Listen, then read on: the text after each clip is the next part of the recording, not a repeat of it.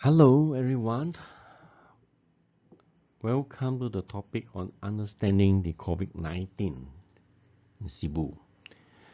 Because I do have people coming to me and asking about the situations of the COVID-19 in Sibu and why the figure is keep on rising every day, even though there is a lot of testing, there's a lot of containment measures being in place, mitigation measures in place, and why is it still rising?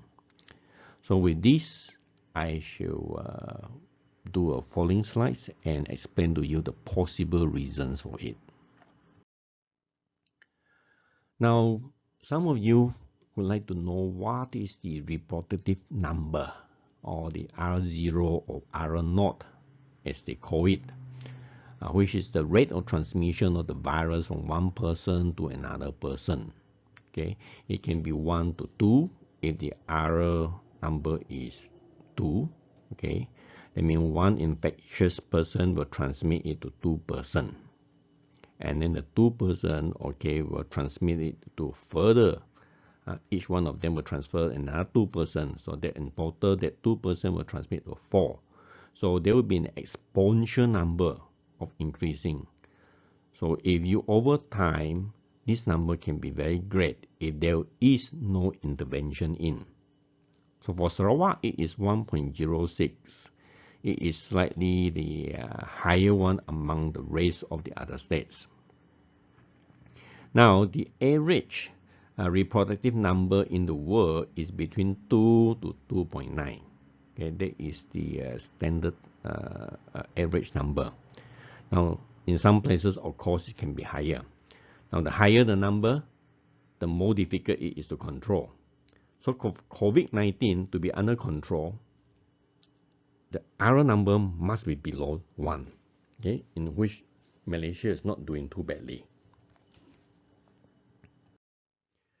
Now, some of you are asking me also about containment and mitigating phase, as spoken by someone. Okay, these are two different things, but they must be implemented together. Now, in containing an epidemic, the normal method is to restrict the traveling to and fro from the center epidemic. In Sarawak case, the containment is to stop the traveling movement from other states to Sarawak. For example, we stop people coming from other states like Sabah. We stop people coming from Kuala Lumpur, elsewhere. So this is to restrict the movement between the states. And then within the state itself, we restrict movement between interdivision. We stop people from traveling from Kuching to Sibu, or Sibu out to Bintulu or Miri. Now this is called containment. You try to contain the movement, you try to contain the epidemic to a certain area. Now, mitigation is to reduce the transmission, to reduce the reproductive number. Now, mitigation measures such as isolation, when there is a possibility of a person in close contact with an infection or infected person, the first thing is to isolate him. And the other thing is to do a quarantine.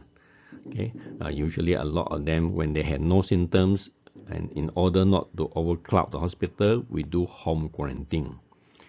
And there is a suppression method called closing down of non-essential services sectors, such as the schools, universities, the clubs, and these are called in mitigation phase.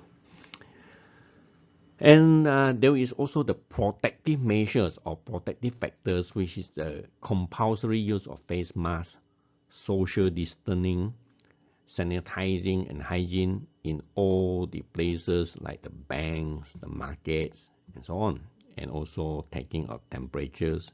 And of course, we have the technology of using the apps for contact tracing, which are very useful actually in the event of detecting people who are in close contacts and isolating them.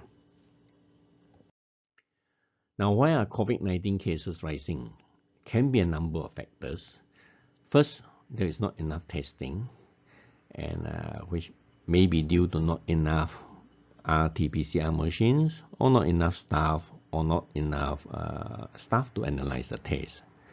But I think our state is doing quite a good job because they have outsourced the testing and analysis to other private hospitals and other centers in order to have a quicker turnaround, so that it's able to identify the people who are infected quickly and isolate and quarantine them. Now, this approach is really commendable, and then I think we should give them the credit for that. Now, the RT-PCR testing has high sensitivity, but it takes time and is more expensive, and the enzyme involved in the testing are more costly.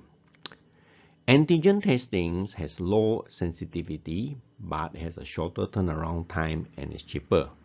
And it identifies actually the antibodies in your body, which means that you have already contracted the SARS-CoV-2 already, which is why your antibodies are indicated in your bloodstream. The upcoming test, of course, is to use deep saliva, which is reported to be as good as the RT-PCR and is more user-friendly than the nasal swabs or deep throat swabs techniques. The turnaround time is also quicker, and I think this should be the preferred method because number one, you actually just cough into the container, your saliva, and hand it over for testing. So it doesn't involve the person to do the nose swab or the throat swabs, and then this must be done correctly in the correct way so that you can get the desired results. Otherwise, you can have a false negative or a false positive, either way. So more tests means more cases coming out each day. So that is why the COVID cases are rising. So, but it's a good thing because eventually the cases will come down once the testing has been saturated.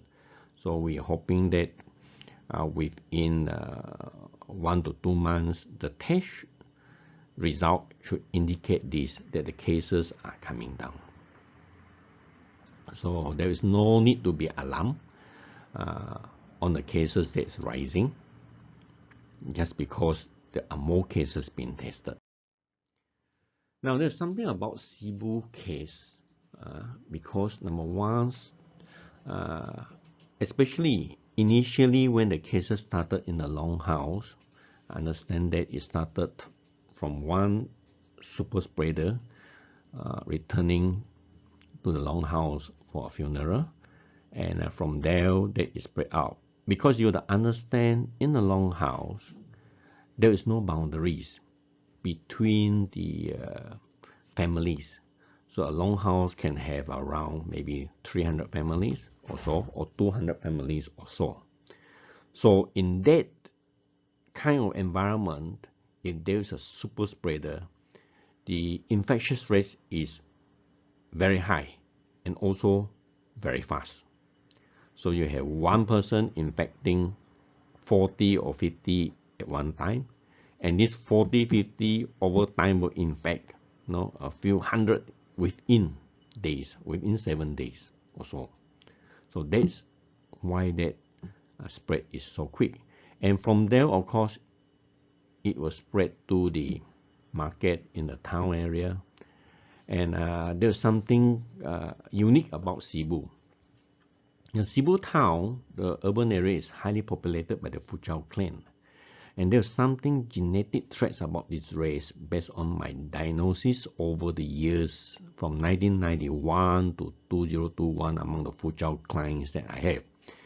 They have a strong body constituent that has been passed down from ancestry family line.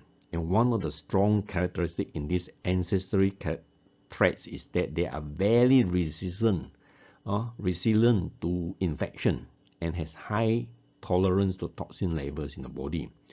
They are inherently, you say, asymptomatic to a lot of illnesses, not just COVID-19. And basically, they seldom see doctor, they seldom get sick. That's a character. And this is apparent among the parents and also among the grandparents. So they just don't show those symptoms at all. So with this in mind, it's very highly probable that a lot of them have this virus SARS-CoV-2 in the body but showing no symptom, which is asymptomatic COVID-19. So when they go for RT-PCR test, there is a high percentage of them that are positive cases, and this accounts for the high figure in Sibu. Now this is my opinion and a theory of the possible explanation for the high cases in Sibu. So what are the solutions? Basically, it's important to get herd immunity for the community, and active herd community immunity by natural cause is possible, especially in the case of Sibu, if the majority of the population of Sibu have been infected and are symptomatic, and if 80% or more achieve recovery with antibodies in their bodies, there is a high possibility that herd immunity can be achieved naturally in the area. Of course, the second method is to introduce mass vaccination. That is on the assumption that the vaccine has arrived in Malaysia, and this can be used on those population that have a high cases, and we want to reduce the symptomatic, and there's ways to achieve herd immunity among that cluster. Now, one of the questions asked is that if I have the COVID-19 already and my bodies are producing the antibodies, do I still need to go for the vaccination? Now, the Center for Disease Control in USA recommends that people with COVID-19 should still be vaccinated to prevent reinfection. But people with monoclonal antibodies or convalescent plasma should wait 90 days before getting the COVID-19 vaccine. Now, convalescent plasma is actually the plasma taken from people who have recovered from COVID-19 naturally and introduced into the patients who are infections, and to help them to generate the antibodies. So I think based on that, you can wait for a while before you get the vaccine. That's my opinion on this. Thank you very much for your time, and if you like this video, please like it and subscribe to it for my future videos on this particular topic in this region. Thank you very much.